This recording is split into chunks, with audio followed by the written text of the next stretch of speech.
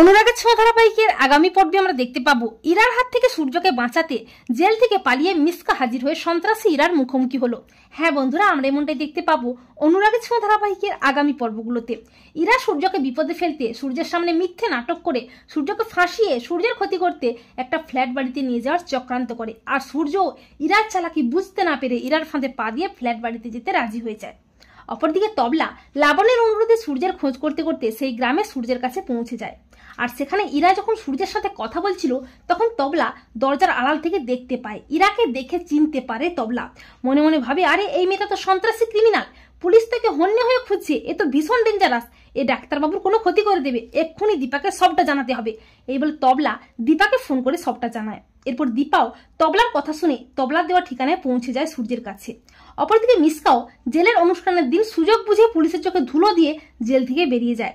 Jail থেকে বেরিয়ে মিসকা খবর পেয়ে যায় যে সূর্য কোনো একটা গ্রামে আছে, তাই মিসকাও সূর্যের খোঁজ করতে করতে গ্রামে পৌঁছে যায়। অপরদিকে ইরার আসল চেহারাটা সূর্যের সামনে বেরিয়ে আসে। ইরা যখনই সূর্যকে হুমকি দিতে যাবে করে, ঠিক তখনই দীপা ইরার সামনে আসে। দীপাকে দেখে চমকে যায় সূর্য ও ইরা। দীপা বলে, ডাক্তারবাবুর কোনো ক্ষতি করতে হলে আমাকে মারতে হবে, আমি ডাক্তারবাবুর কোনো ক্ষতি হতে দেব না। তখন ইরা দীপাকে সজোরে ধাক্কা দিয়ে ফেলে দেয়। তখন সূর্য দীপাকে ধরে ফেলে। এরপর ইরা সূর্য ও দীপা দুজনকে শেষ করে ফেলতে দুজনের দিকেই বন্দুক তাক করে, আর ঠিক তখনই হাজির হয় মিসকা। মিসকা বলে, সূর্য তোর কিচ্ছু হবে না, ওই মেয়েটা তোর কোনো ক্ষতি করতে পারবে না, ওকে আমি শেষ করে ফেলবো। মিসকাকে দেখে অবাক হয়ে যায় সূর্য।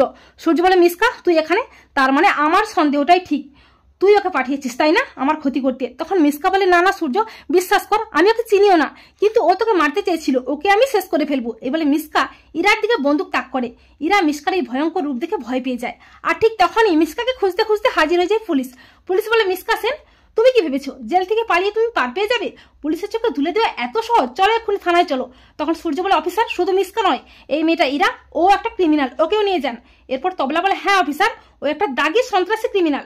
এরপর পুলিশ ইরা ও মিসকাকে টানতে টানতে থানায় নিয়ে যায়। তো বন্ধুরা, তোমরা এটাই চাও তো যে সূর্যের জীবন থেকে ইরা নামক সন্ত্রাসটিকে দূর করতে যেন মিসকা হাজির হয়, আর মিসকা যেন নিজের অজান্তে দীপা সূর্যকে কাছাকাছি এনে ইরাকে সাথে নিয়ে জেলের ঘানি টানতে আবারও জেলে যায়? কমেন্ট করে জানিয়ে দাও তোমাদের মতামতটি।